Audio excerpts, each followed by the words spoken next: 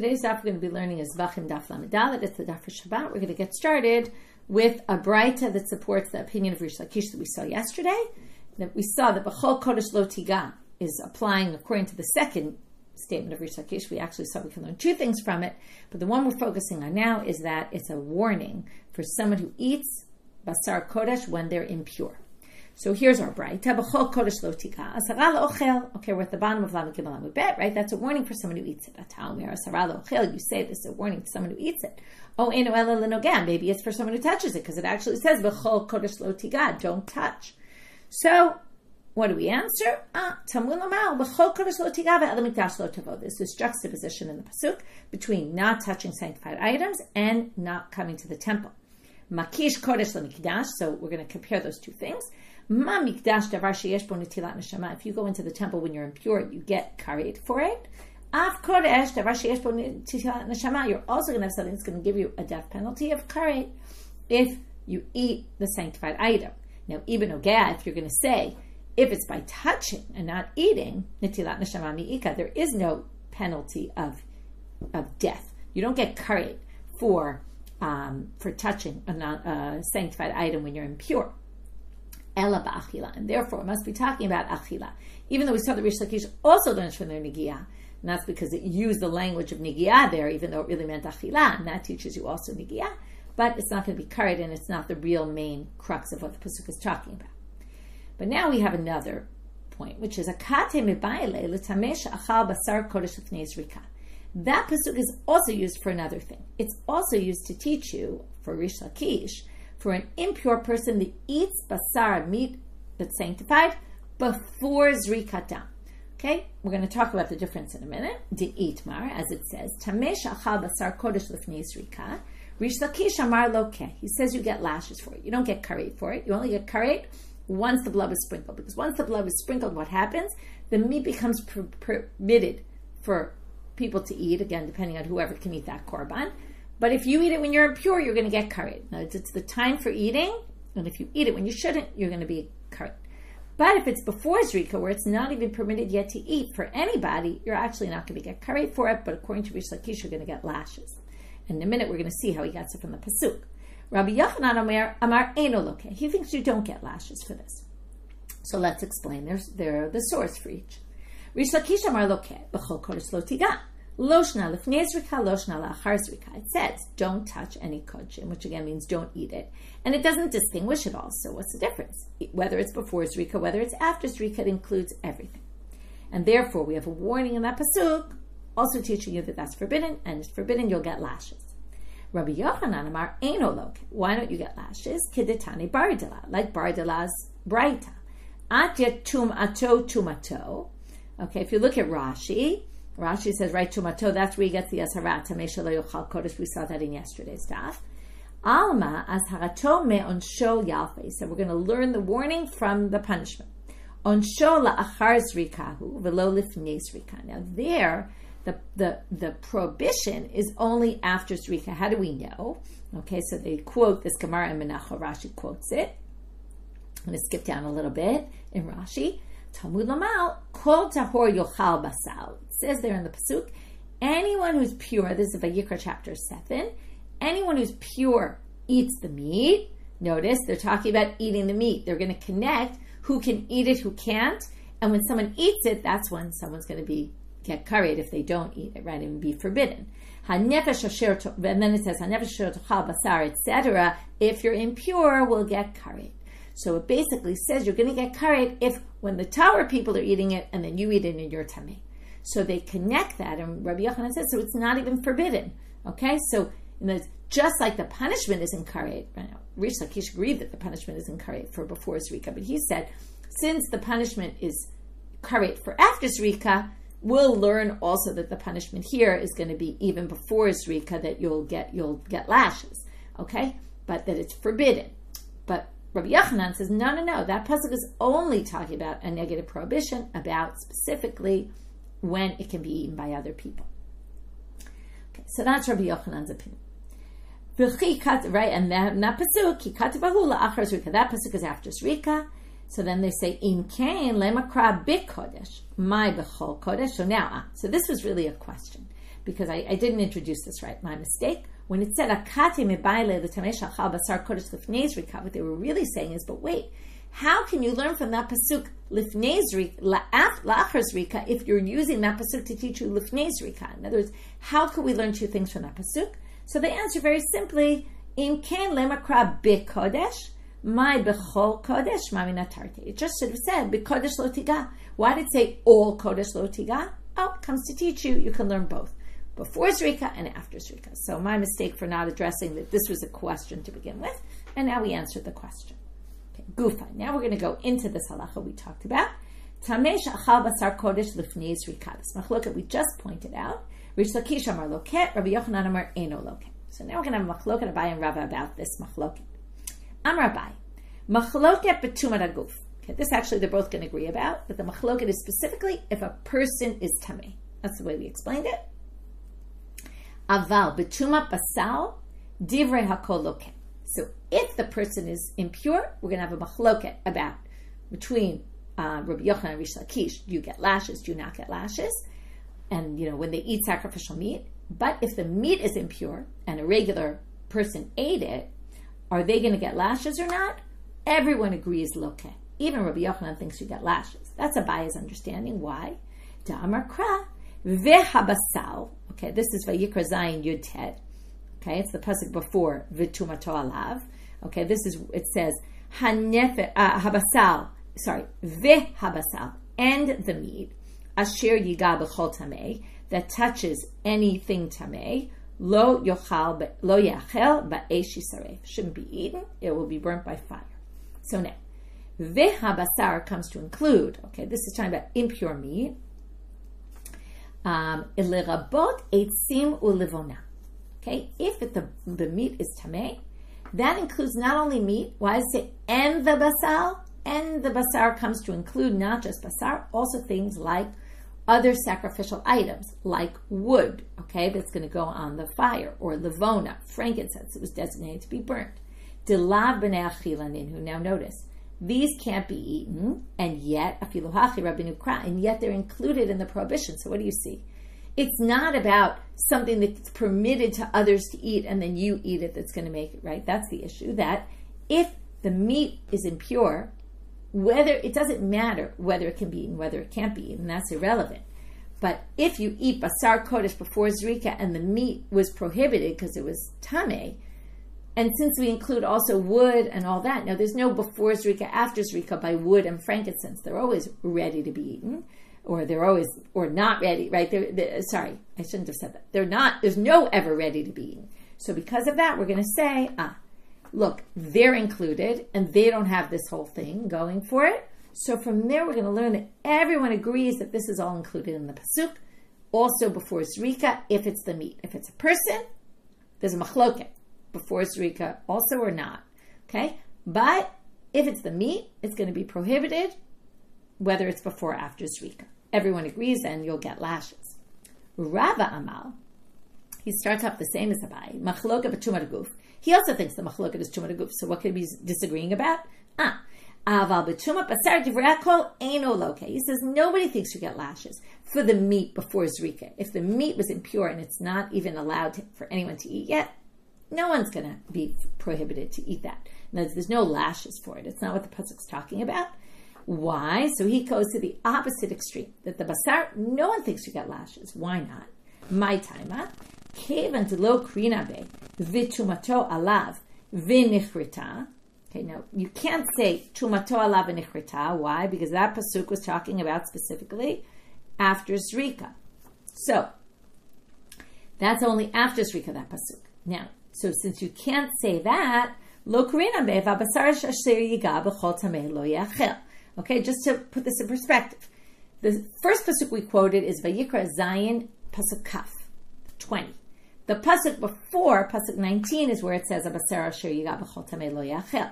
So the pasuk before is talking about Abasar asher yiga lo yachel b'esh yisaref, and the next pasuk is Hanefesh asher tochal basar mivzevach hashlamim asher Hashem v'tumato alav, which we explained that pasuk is talking about even. Is only talking about after zrika. So because of that, right, that we had tumato, right? We learned that from the, one second. I just want to get back to one thing, right? Kol tahor lo yochal basal. Sorry, kol tahor yochal basal. I didn't quote that pasuk. That is, right. Second. Right. My mistake. At the end of Pasuk Yutet, I just didn't see it. At the end of Pasuk Yutet, it says, "Basar sheyiga b'chol tamei lo yochal be'esh yisaref, ba'basar kol tahor yochal basar," and that's where it talks about every tahor yochal basar. And therefore, the next pasuk, "Hanefesh asher tochal mibasar zevach hashlamim vit," right? Asher la'Hashem vitumato alav v'nichrata. That karei pasuk is only when the person, other people can eat it. That's only after zrika. So the beginning of the pasuk before Abasar sheyiga is only then. Okay, so therefore, we're going to say, basal, for sure the basar is not going to be an issue if, right, you're not going to say habasar sheyiga, which is now we're explaining is talking about specifically meat that's impure, can't be eaten. For sure it's only talking about after zrika. And that's Rava's opinion. Vaha marmar, what does he do with what Abaye said? Habasar l'rabot eitzim u'levana. So what do you do with that? Once it includes eitzim u'levana, and we said, well, they don't have this zrika before zrika, after zrika. There is no such thing. Well, hacha b'mayaskina kigon shekacho b'kli dinasa kimisha kervu kol metirav. They have a parallel. What's their parallel to zrika? When you put them in a clay kodesh, that sanctifies it, and that's like karvu kol metirav, that you did everything that you needed to do to permit. Right, to permit it, to basically say this is complete, just like the zrika down permits the meat, right? This permits the rest of it, which basically means that only after that are you going to be forbidden, right? So the basar, including etzim and levonan, even though they don't have zrika, they have something parallel. And how do we know that this is an issue? Titnan, kol sheyesh lo mitirim, misha karvu mitirav, kol she'en lo mitirim, misha kidesh bekli. In other words, if you have mitirim, like the sprinkling of the blood, then it's all going to kick in. Once you did the mitirim, like brought the blood.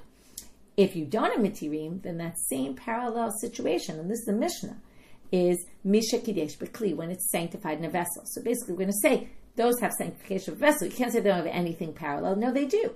So basically we're going to say that both the meat and all the things we learn from it, it's once they're sanctified in a vessel, and for the meat, once the blood is sprinkled, that's when the isur kicks in. For, again, that was the issue of, in this case, it's not really relevant for the eitzim and levona, but if you eat them, right, like you eat the meat while the meat is impure, okay, then you're going to get lashes. So, again, we're going to say that's not a difficulty of eitzim and levona because they do have a parallel. So you can't say, oh, they have no parallel, and therefore you can't learn anything from there, okay, and that's what Abaye tried to say. So we have this big machloket Abaye and Rava. Both of them agree that the machloket between Abaye and Rava about tamei shachal basar kodesh before zrika, right? This whole thing that an impure person eats it before zrika is all about an impure person. But if it, and then they have a machloket. But if it was the meat itself was impure, either they both say you get lashes or they both say you don't get lashes. And they each understand this issue of the comparison to the levon in a bit of a different way, and the wood. Itmar. Okay, now another machlokah between Reish Lakish and Rabbi Yochanan. We're continuing along in machlokot between them.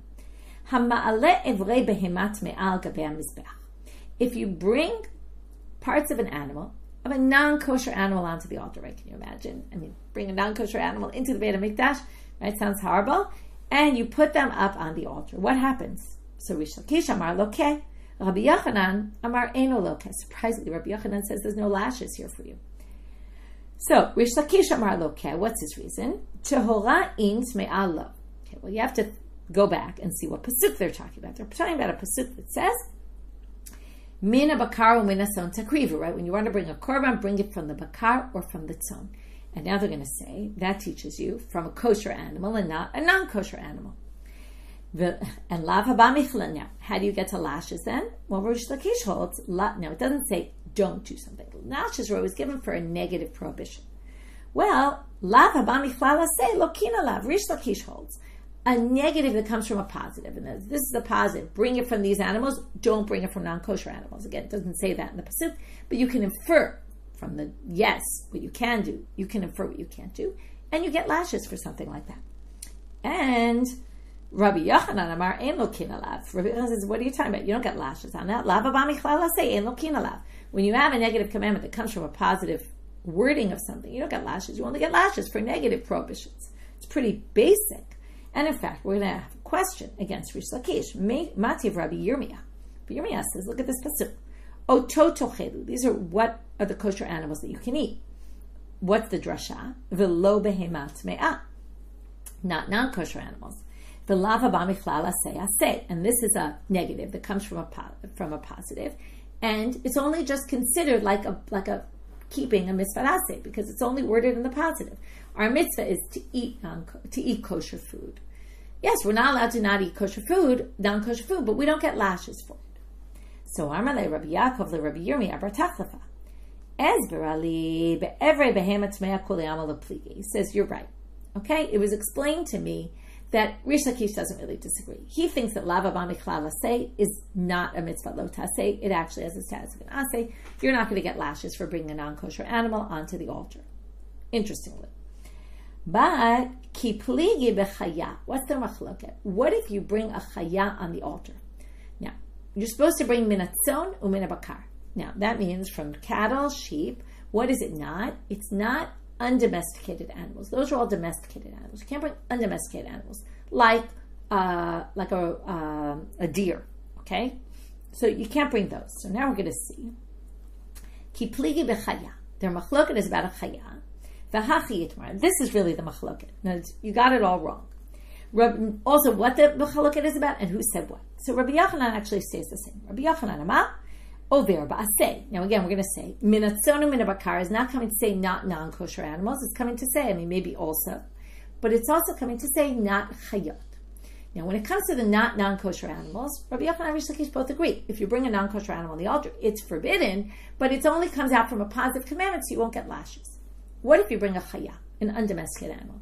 Now, we assume, okay, they're kosher non-domesticated animal, so it's not so bad. I'm going to obviously be more lenient about this. So Rabbi Yochanan actually says the same thing, though. Over ba'aseh, same thing. You transgressed, you didn't keep a positive commandment. Reish Lakish amar ein over below klum. You didn't do anything wrong, and in fact, you could actually bring them on the altar, even though we don't really. So Rabbi Yochanan omer over ba'aseh behema in chaya lo, because he darshans. It says, bring it from the tzon, bring it from the bakar, not from a chaya. Reish Lakish amar ein over alav below klum ha'ula mitzvah. He says, okay, that's just to say, ideally you should bring, a shor, kesev, and ez, all those animals we know about. But if you bring a chaya, it's okay. Metiv Rava. Rava says, wait a minute. Ilu ne'emal korban l'Hashem behema. If it said a behema, hayiti omer, chaya b'chlal behema, right? Often it says animal in the Torah, and animal could mean domesticated and non-domesticated. But kinyan shne'emar, zot, right? And just like zot behema asher tuchlu. This is the animals you can eat, and that includes shor, sek, fasim, shor, sek, fasim, v'seizim, ayal, v'tzfi. Okay, that includes all sorts of animals, including the domesticated ones, the sheep and the goats and the bull, the sheep, the goat, and the ram and the deer. But Talmud Lamau, it didn't say behema here. It said bakar v'tzon. To tell you, bakar v'tzon amarti lecha v'lo chaya. I said only bakar and tzon, not a chaya. So this is against Reish Lakish, who wanted to say, well, you could do it even though it's not the ideal. You might have thought you can't bring, but if you did, it's okay, like Reish Lakish said. And that was, again, this is a braita coming to go against Reish Lakish, because it's clearly going to say no. What is this like? Well, so the rabbi says to the student, go bring me wheat. And he brings him wheat and barley. That's actually not so bad, because okay, you did what your teacher said, and then you did more. That's fine. But Talmud Lamal bakar v'tzon. That's why it says here specifically bakar v'tzon. Why? Bakar v'tzon amarti lecha v'lo chaya. Because God's saying, I want you to bring bakar and tzon. I don't want you bringing other things, not undomesticated animals. Halamazadume. What is that like? This is more like l'talmid shamar lo rabo al tavili ela chitim. Okay, so it's more like a teacher that says to the student, bring me only wheat. And then he didn't bring only wheat. He brought barley, wheat and barley. Now in that case, he's really going against what his teacher told him, and that's what it's like when we bring animals on the altar. Upasul, and it's disqualified. Tiyuvta de Reish Lakish, tiyuvta, and we end with, this is really a difficulty against Reish Lakish, who we basically said that he said that you could bring chayot. There's no problem at all. Remember, first we thought he said you're going to get lashes if you bring non-kosher animals on the altar, but then we rejected that. We said he's actually more lenient than Rabbi Yochanan in this case, and he says if you bring chayot, it's actually totally permitted.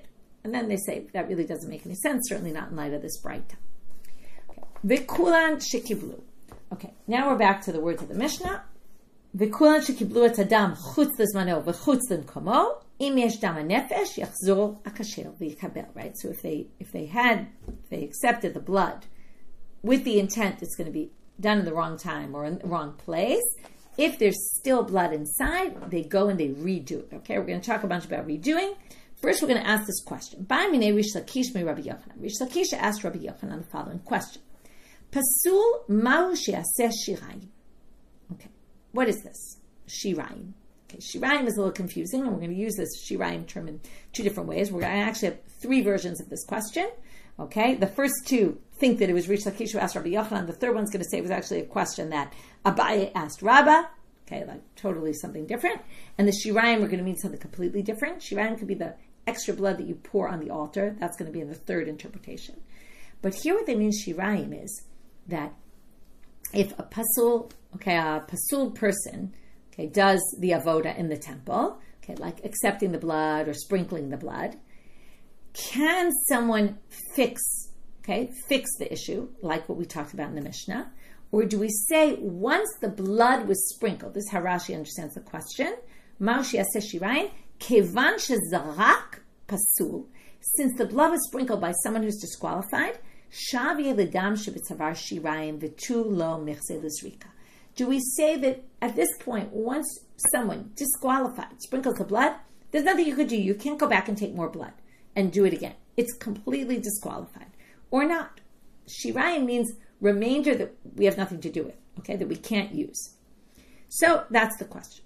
Amar lahu, ein oseh shirayim ela chutz lizmano v'chutz l'mkomo. Ho'il u'meratzeh l'pigulo.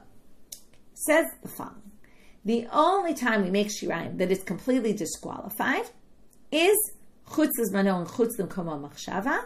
Okay, not a pasul person, but pasul intent. Okay, here we see how intent is much worse. Why? Because it's meratzeh l'pigulo. What does that mean? If you had a pigul machshava during shchita, let's say, and then you never sprinkled the blood, you just never went ahead with the rest of it, and then you eat the meat from there, there's nothing wrong with it. It's not pigul. What's meratzeh l'pigulo means that the sprinkling of the blood is what turns this meat into pigul meat. Okay, so if I have a pigul thought while I'm doing shchita, let's say that I'm going to sprinkle the blood or eat the meat or whatever it is outside the time, but I never go ahead with finishing the sprinkling of the blood, then it's not anything. But what does this show? If I sprinkle the blood after that, whether my pigul machshava was during the sprinkling of the blood or it was earlier, it doesn't matter. If I sprinkle the blood, then at that moment, that is what creates the chalut, the pigul name on this meat. Okay? So now, because of that, now even chutz l'mkomo, it's disqualified, right? It's not pigul that you don't get karet, but it is kind of pigul. Anyway, that only works with chutz l'zmano and chutz l'mkomo, where the zrika affects the pigul, basically. It causes the pigul to take effect. So therefore, that's when it disqualifies. If you sprinkle the blood, okay, not, right, kulam shekiblu et adam chutz l'zmano chutz l'mkomo, you can redo it, but once the sprinkling of the blood is done, it's too late. But not so for a pasul. If a pasul does it, it doesn't make shirayim, it doesn't ruin the rest of the blood from being used, because the sprinkling of blood is not as essential in that situation. Rav Zvi Matnehach, he has a different version. Reish Lakish Rabbi Yochanan. Reish Lakish asked Rabbi Yochanan the following question. Kos pasul ma'u she'aseh shirayim. What if I put it in a kos that was disqualified? Let's say the kos was impure, the cup, and I collected the blood in the wrong cup. Is that it for the blood? Can't do anything? I can't fix it?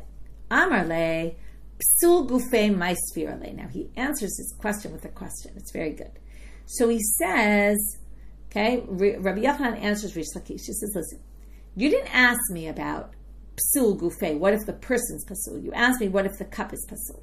Which makes me think that you know the answer to that question because you didn't ask that. So we basically answer him like this.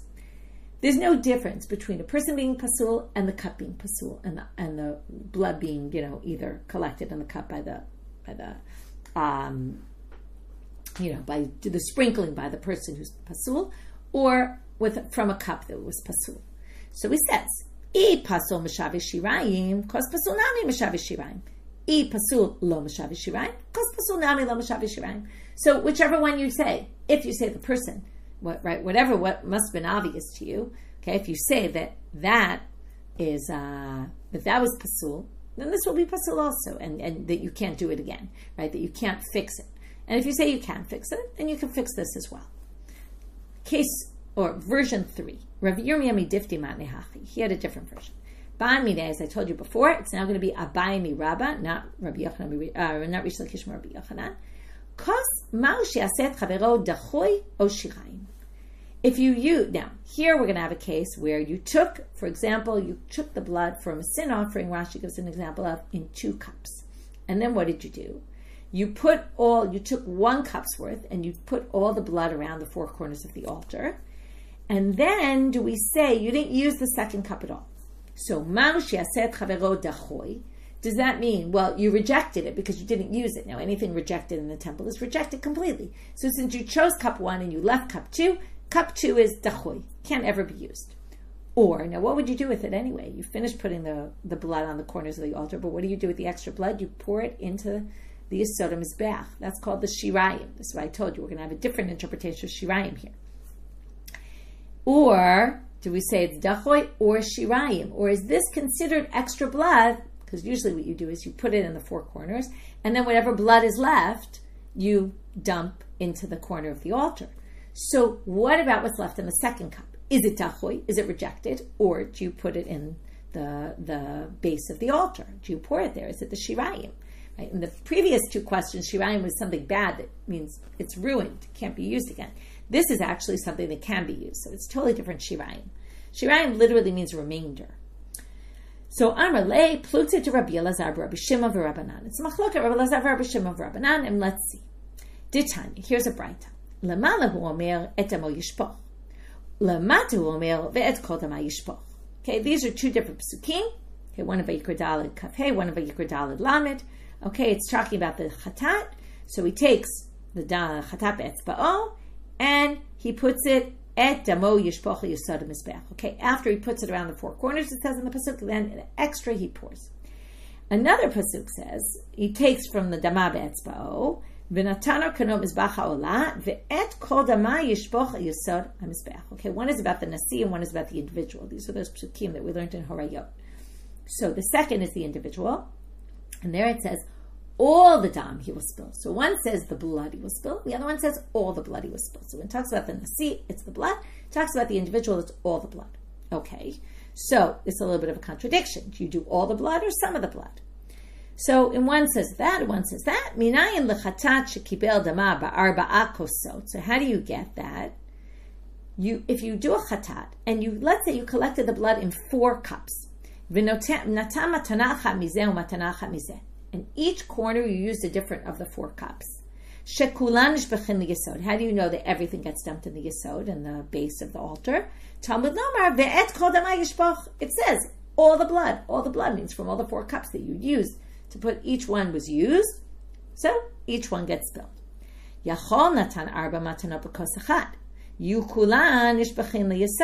What if you did the arba matanot though from only 1 cup? You put the blood in 4 cups, but you only put around all 4 corners with 1 cup's worth. How do you know that you don't pour everything in the yesod? Talmud lomar ve'etamo. Etamo means not all the blood. Haketzad, how does it work? Hu nishpach liyesod, the one is poured in the yesod. Ve'he nishpachin la'aman. They get poured of this channel that was on the floor where they would put all the extra blood and it would all take it out to Nachal Kidron. It was like a place for kind of all the waste, and the waste would kind of go through this channel and leave the temple area. So that's Tanakama's position, that if you didn't use that cup, it's dachoy basically, and you don't use it as shirayim. But we said it's machloket. Rabbi Elazar, Rabbi Shimon Omer, and it's Abaye asked Rava this question, and then basically Rabbi answered, oh, it's a machloka between them that we see in this bright. Rabbi Lezer, Rabbi Shimon, same thing. You collected in 4 cups. And you did all 4 from 1 cup. How do you know that they all get poured in the base? It says all the blood gets spilled. All the blood gets poured into the yesod. That means all the blood, even from all the 4 cups that you didn't even use 3 of them. It's not dachui. This, he holds, it's shirayim. Obviously, the last question for him is, what does he do with the pasuk that says in the blood, you spill not all the blood? So what does he do with that? That's to say, everything that was collected in a cup gets poured. What's the damo, though? Not all the dam, because any dam that was still left in the animal that wasn't collected in the cup, that we don't collect at any point later and put it in the yesod. Only what was collected in a cup goes in the yesod. So that's the answer to the question. It's a machloket. Kibel akasher v'natan pasul. Okay, now we have the next section of the Mishnah, which talked about the redoing again. You gave it to a kasher, and then he gave it back, and he gave it to a pasul, and then the pasul, right, the disqualified person gives it back to the kohen, right? The kohen will take it from him, and then continue the process, right, of bringing it to the altar. Then we had, if you did it with yamino, you put it in your right hand, and then you switch it to your left hand, so you put it back in your right hand, and you keep going. Or you took it in a clay kodesh, in a sanctified vessel, then you poured it into a clay chol, a non-sanctified vessel, and you put it back into a clay kodesh, it's fine. All those cases, they can be fixed, basically.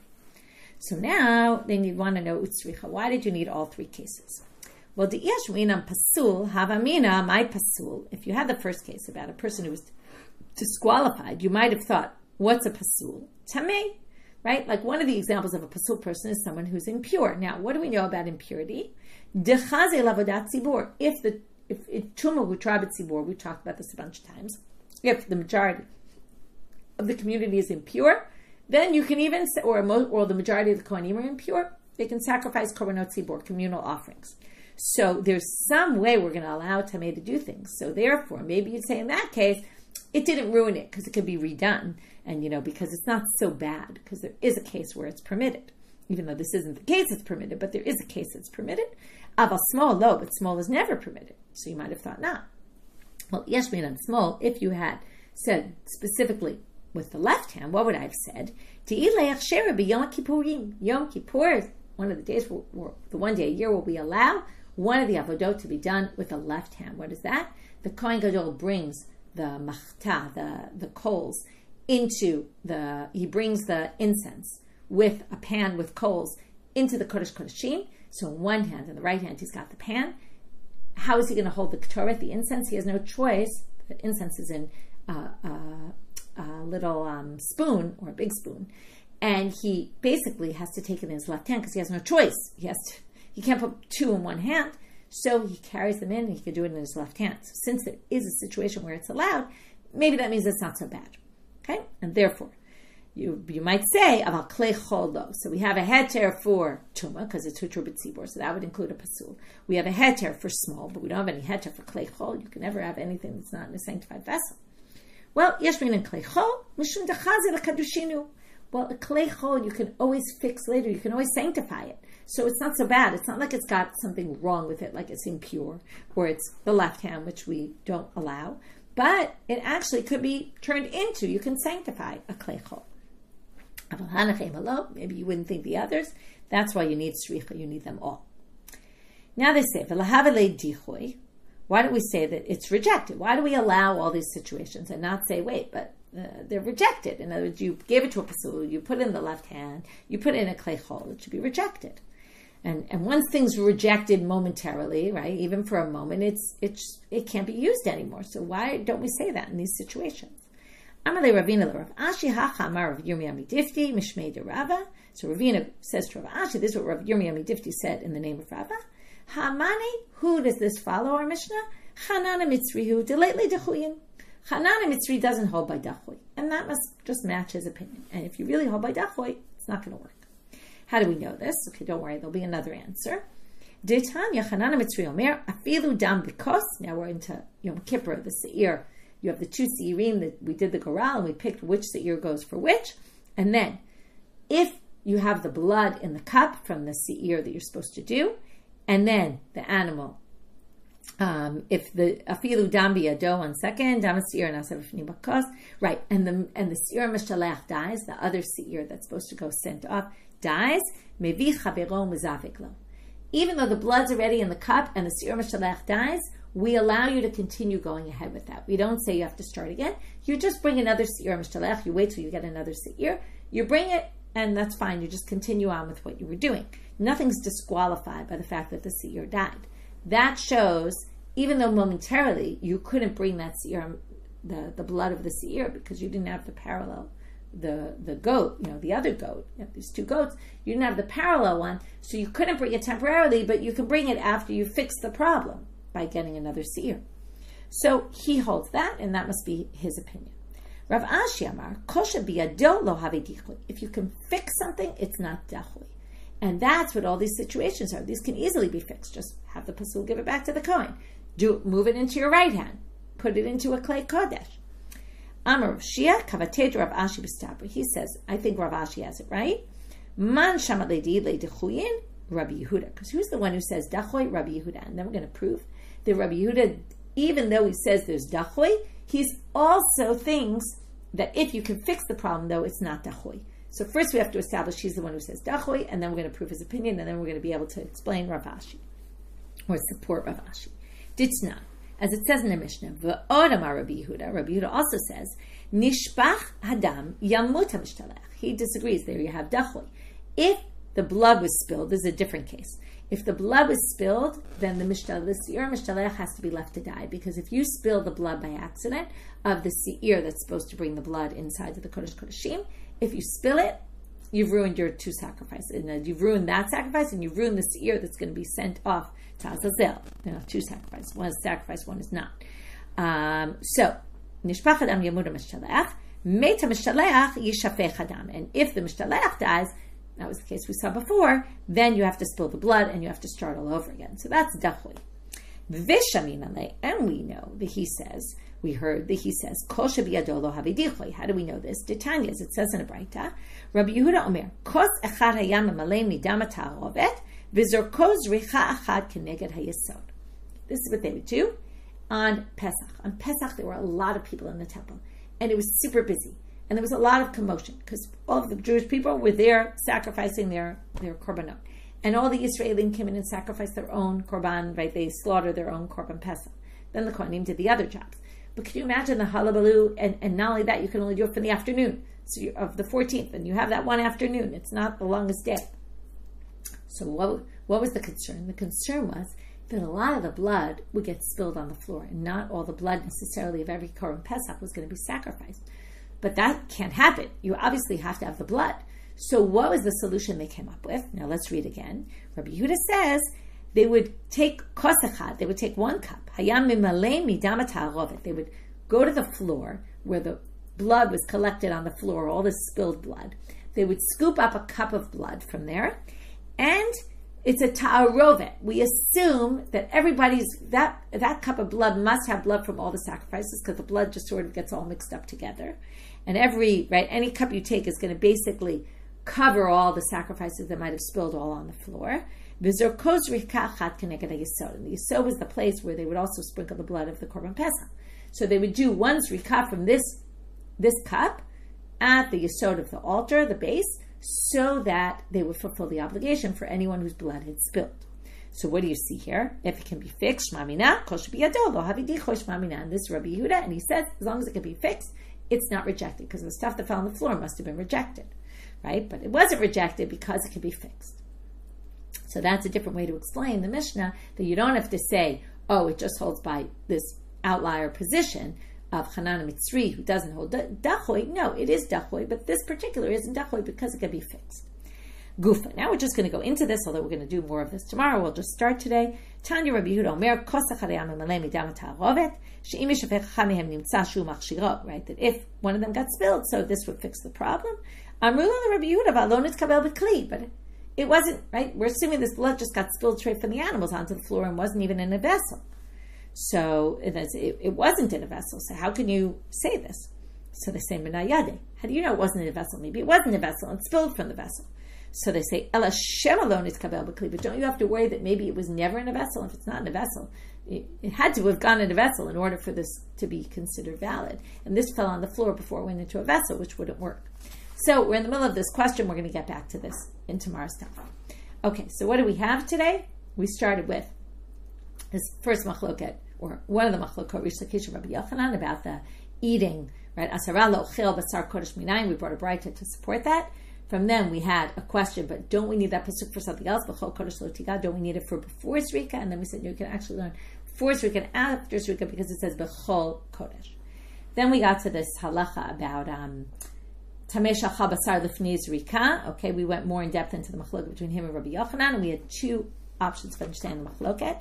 Abaye and Rava, who both think the machloket is netum guf, but what about if the basar was tamei and it was before Zrika? We had a machloket whether everyone agrees you get lashes or everyone agrees you don't get lashes. Then we got to this pasuk minatzon min bakar, and the first drasha we had was, but not non-kosher animals, and then we had a machloket whether you get lashes for non-kosher animals going on the altar. And then we said, oh, nobody really thinks you get lashes for it because it's a lava b'miklal laseh, and nobody really thinks, even though we thought, Reish Lakish maybe thought you get lashes. No, that's not it. And then we changed it to that the machloket's really about if you put a chaya on the altar, is that totally okay, even though you're not ideal, but it's totally fine according to Reish Lakish, and you haven't done anything wrong? Or Rabbi Yochanan says, no, it's really not okay. You just don't get lashes for it. And then we said, right, it's a bitul aseh, but not that. And then we said, but there's a total difficulty on Reish Lakish from this because it says very clearly that that's not what God asked for, and you're not supposed to bring them on the altar. And we basically said, yeah, Reish Lakish is difficult. Then we got to these possible three questions about whether if something is disqualified, can you not fix it? Right? If a non-correct person did the zrika, disqualified person, does that mean you can't use the rest of the blood anymore and fix the korban? Or does it mean, right, which we said actually you could? Then we said only if a psul of chutz l'zmano chutz l'komo would ruin it. Rav Zvid had a different version that the question was pasul, kos pasul, would that make shirayim? And then basically he answered, well, whatever you say about a person pasul, that's what you'd say about a kos pasul, which really ends up without really much of an answer. And then the third version was Abaye asked Rava the question, and a kos, can it make, if you didn't use that cup at all, you used a different cup and you use this one at all, is it dachoy, or can you use it to pour in the yisod mizbeach? And we said that's machloket Tanakama and Rabbi Shimon ben Elazar, Rabbi Elazar, Rabbi Shimon, which we showed the two different opinions there. And then we ended with the three cases you can fix according to the Mishnah, and then the question was, well, why do you need all three cases? What does each one tell you? And then why aren't they rejected? Either it's Hanan Mitzri or it's Rabbi Yehuda, who actually says, right, either it's Hanan Mitzri who holds there is no dachui, or it's Rabbi Yehuda who holds that even though it's dachui, you can actually fix it, because if it's biyado, it's not really dachui. Okay, dachui does not apply when you can actually fix it yourself. With that, we finish for today. Wishing everyone Shabbat Shalom and Shavua Tov.